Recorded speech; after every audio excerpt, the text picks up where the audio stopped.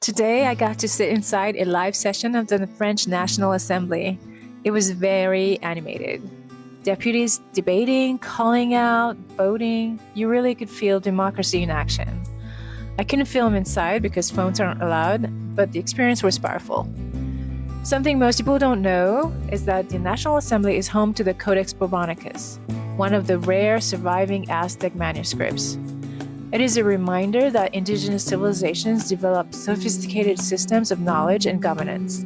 In North America, the Iroquois Confederacy created the Great Law of Peace centuries ago, a model of unity, checks and balances that influenced the US Constitution. And in turn, the American Constitution helped inspire the French-owned constitutional system.